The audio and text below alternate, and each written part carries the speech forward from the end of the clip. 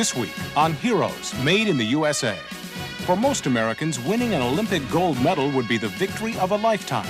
But for wrestler Jeff Blotnick, it was only the beginning. On the mean streets of Los Angeles, the police department crash unit wages war on street gangs. We'll see how these urban heroes work to keep neighborhoods alive. Chicago's super teacher Marva Collins is skeptical about her fame, but her students think she deserves it. Her combination of love and high expectations is turning their lives around. Hi, I'm Joe Namath. Welcome to Heroes Made in the USA. Our first hero is a champion wrestler, but it's not the kind of wrestling you see on Saturday morning TV. For Jeff Blotnick, the sport is much, much more. This quietly courageous young athlete provided one of the most stirring moments of the 1984 Olympics and hopes to do it again in '88. Jeff Blotnick is the perfect example of a neighborhood fat kid that made good. I had a few nicknames as a kid, Little Round Man, Blob, Cow, these kinds of things, and thank goodness I've outgrown them. It's one thing to be big, it's another thing to know how to use it. And when you learn how to use your body in different motions, different types of activities, you can really learn a lot about yourself. You can give yourself a lot of respect. You can build confidence within yourself. You earn respect from other people. Jeff has made his mark in the oldest form of wrestling on earth, Greco-Roman, a type of combat that allows only holds above the waist. Scoring is exactly the same. You try to pin your opponent, but you try to do it with the big arcing throws, the spectacular looking throws. And when you do have a dynamic throw, you hear everybody in the audience go, ooh, ah. And when you see 280 pounds fly through the air that way, it's really an ooh, ah. Nice. Good job. Even so, Greco-Roman wrestling hardly rivals the NFL in popularity. For that reason, Jeff Blotnick toiled in anonymity for years at the sport he loved. And then, in 1984, 2 years after a successful bout with Hodgkin's disease, this unknown wrestler from Schenectady, New York, became an overnight national hero. What a dramatic story, Jeff Blotnick. You had major surgery 18 months ago, now going for the gold medal. He's behind him again, he scores. Not yet, not yet. He's got to get his knee down to the mat. There it is, another point takedown. Jeff Blotnick of the United States ahead 2-0. Jeff Blotnick of the United States, the second gold medal. Greco-Roman wrestling, we've never even had a medal before. 2 years ago, you had cancer. You're now gold medal. It must feel great. I'm happy, dude. Licking cancer, then winning the Olympic gold certainly did make Jeff a happy man. It was a happiness that might have been tempered, however, had he known that in less than a year he would have to do battle with the same adversary one more time. When I first found out I had cancer the second time, I was home, and I cried for about 45 minutes, and above from the crying, it was more I was sweating in rage. How could I get sick again? Couldn't understand how I could get sick again. You know, I've been through it. Why is this my burden to carry? But by then, Blotnick had become an international role model to cancer patients, answering hundreds of letters every year, and he knew that he wasn't going to let the chemotherapy get him down. You know, you don't have to be a super athlete or a human phenomenon to beat cancer. You just got to be somebody that wants to live. And on days that I actually received injections, I went out and I did wrestling clinics. And yeah, there were times where I felt like I could have gotten sick, but I never let myself, and by the end it was a pride thing. I said, hey, I'm going to make it through this. And I think a lot of it had to do with attitude. Too many people take a look at that 6 months of therapy and the additional 4 months of recuperating as, gosh, this is a jail sentence for a year. Well, I'm taking a look at it as this is therapy for a lifetime. For a second time, Jeff's cancer went into remission. His problem now is the fact that his treatment kept him out of action for a long time. And so to even make the U.S. team in '88, Jeff Blotnick is starting to train from scratch and is back on the wrestling circuit at the bottom of the ladder. I have to earn the right to win. I haven't done jack in 3 years. I spent many years as a B-squatter, training the #1 man so that he would be ready, with nothing in return, not even a sweatsuit. It was all for the hope that someday I'm going to be that #1 man, and there's going to be people training me, and I will get the sweatsuit and a chance to compete. So I'm right back where I started. Life's a circle. People always tell me, geez, you know, you've already attained the top level. What makes you want to go for more? You have everything to lose and nothing to gain. But Jeff did have something to regain. It was something he had lost during those long months of treatment. Wrestling was taken away. I'd rather be wrestling, but I couldn't. And I just said to myself, well, there's going to come a day where I can. And when I get that opportunity, I'm not going to let it go. And that's really the reason I've gotten back into wrestling, because I've been given another opportunity, another chance. It's going to be a long road back for Jeff Blatnick. In fact, in this match, he will lose to Dwayne Kozlowski, the guy that Jeff will have to beat in order to get his old spot back on the U.S. team. But right now, Jeff's victories aren't the kind you add up in the win-loss column. I don't know where my physical potential lies or my wrestling potential lies. I do know that I enjoy what I'm doing. I do know that I'm setting an example for other people to go on out there and do the best they can, regardless of the outcome. Right now, I base winning simply as, did I improve from the last time? And if I did, I am winning. Coming up next on Heroes Made in the USA, the LAPD crash unit stalks the street gangs, and Marva Collins turns unteachable kids into honor students.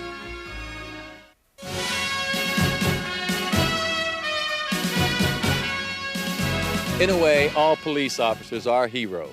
Their lives are always on the line. We've read or heard the news accounts of police officers gunned down on routine traffic stops. But when even the police force must ask for volunteers, you know the duty is extra hazardous, and the officers even more heroic than most. Such is the case with the members of the anti-gang unit of the Los Angeles Police Department, known as CRASH. A police chopper hovers over a public park in south central Los Angeles. Let's take a walk inside. Officer Al Valadez, LAPD, CRASH. It stands for Community Resources Against Street Hoodlums. But a shorter way of saying it is war on the streets, as CRASH officers fight to contain the ever-spreading violence of gangs, violence that runs from robbery to rape to homicide. Officer Valadez's partner, Reggie Page. People look at us, they look at us constantly and say, what is it that causes you to deal with this each and every day? I'm here to attempt to eradicate some of the problems that bestow within a community, and that portion of the community in which I deal with sometimes is violence. I was born and raised in this immediate area here. I came back because I want to help the community. I know what it's like to be here. I know what it's like to be intimidated by the different gang members.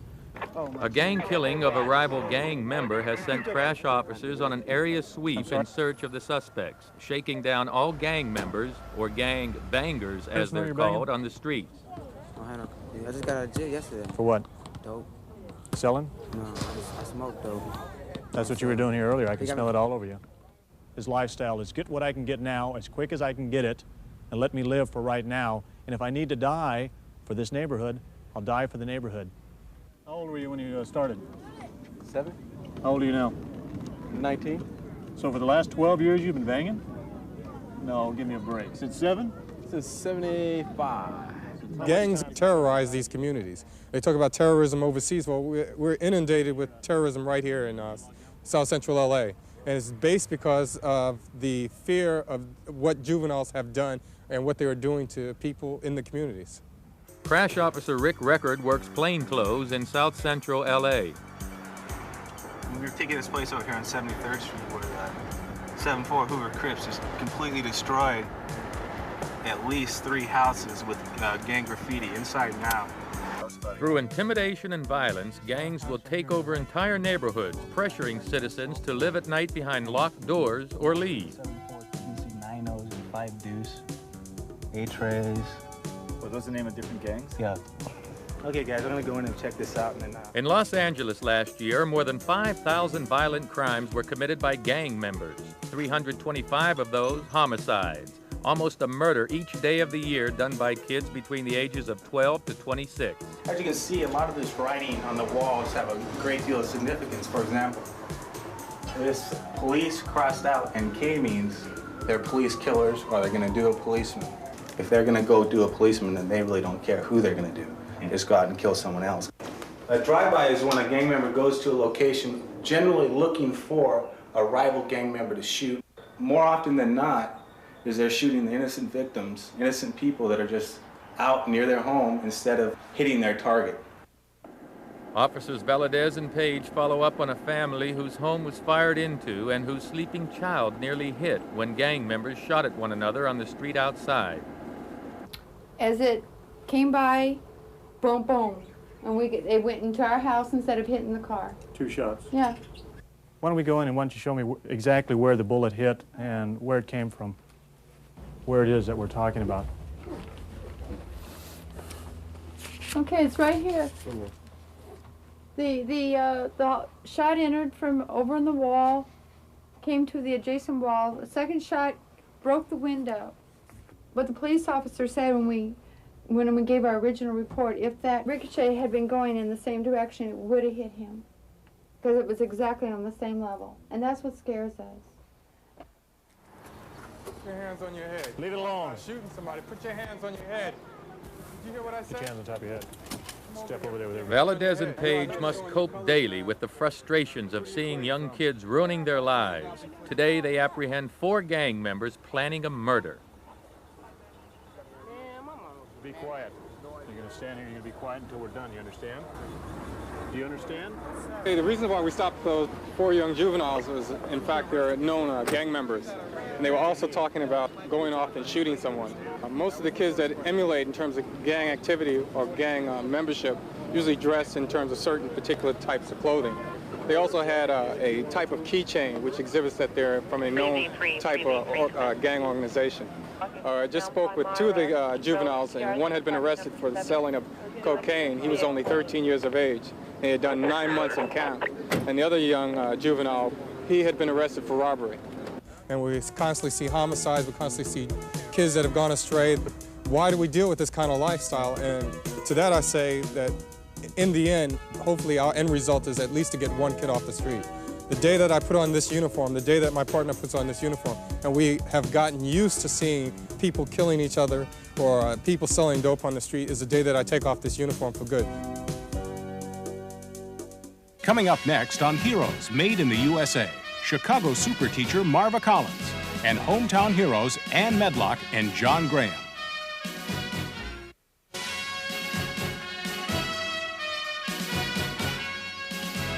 Teaching is not generally considered the stuff of which heroes are made. But if you consider that America's future rests on the education of our young people, teachers suddenly assume the importance of scientists or diplomats or astronauts. If all teachers had our next hero's Midas touch, America's future would be guaranteed. Usually the butt that's in the way is your own butt. If you get that butt out of the way, then you'll be fine. You have to get off your butt. That's what you have to do.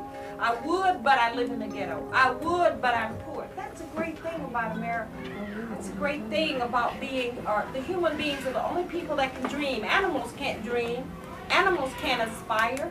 You can be anything you want to be, but first you can be anything you want to be is something Marva Collins has been telling students for nearly 20 years. Marva's students are the children of Chicago's West Side, a section where kids are expected to become victims of welfare and crime instead of well-read scholars versed in Tolstoy and Shakespeare. That says 14 years ago, frustrated with the Chicago public school system, Marva started West Side Prep Elementary School. The vowel is up and the word is dump. It, Vic, the vowel is it and the word is thick. Her teaching techniques have gained international attention. She's trained more than 300 teachers in her methodology. N-G, N-G, and T-C what? T-C-H, what's the rule? The vowel is always short. Very good. What does heterochromatic mean? Okay, Takesha?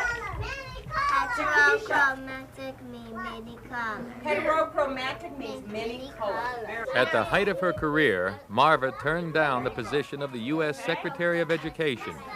She refuses to accept federal funds for her school. You see, Marva Collins believes there are no free rides.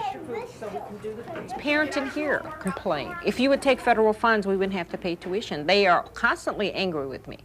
I do not do what I do for gratitude, because parents are very ungrateful here. I do it because somehow I have to break the incarcerating chains of illiteracy. And if I don't do it with their children are going to think that they get something for nothing. Hard work gets results, and that's what Marva teaches, beginning every day with an early morning creed that prepares the children for the daily challenges of learning.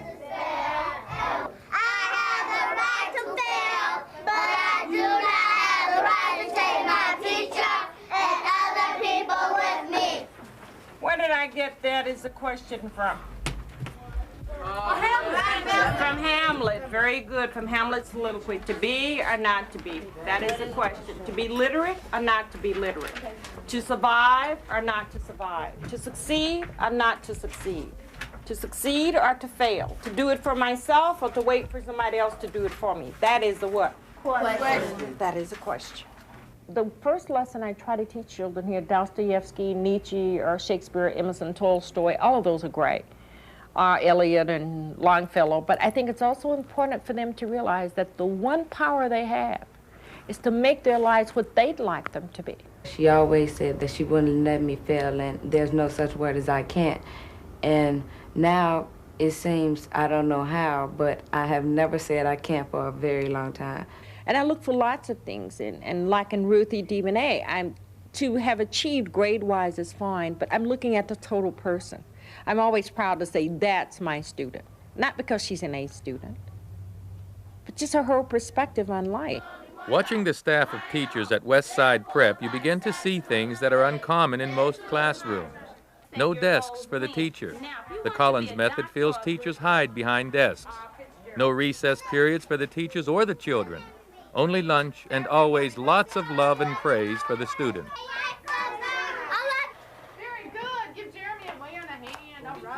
Mrs. Collins taught me two main things. She taught me to praise the children constantly. So you're constantly praising them and telling them that they're bright, and consequently, they realize that they're wonderful.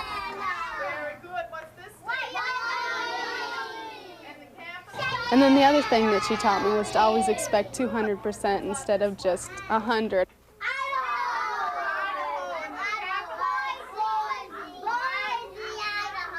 When I teach the 3-, 4-, and 5-year-olds, the 5-year-olds normally you would think would be in kindergarten books or pre-kindergarten books, but instead of going in with that mindset and saying, you're 5 years old, this is the book for 5-year-olds, do this and that's all you can do, you say, well, I can see that this is too easy for you, and you move them on to a harder book.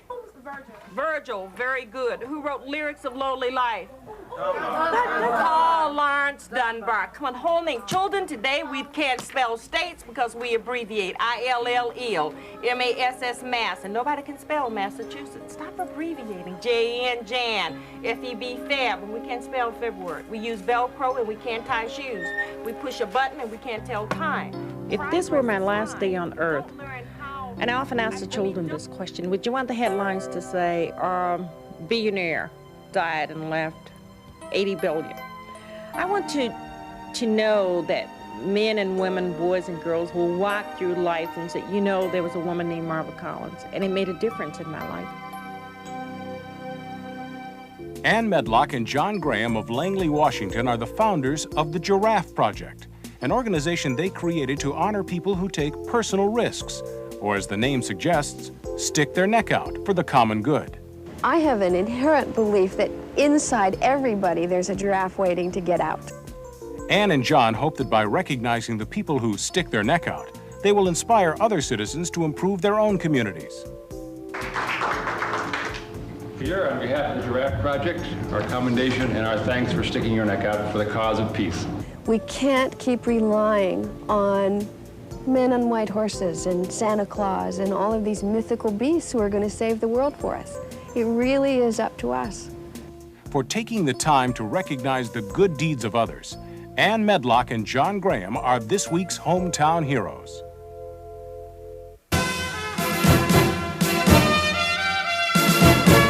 From the Olympic Arena to the neighborhood school to the streets of Los Angeles, heroes operate in all areas of society, making us proud to share their heritage.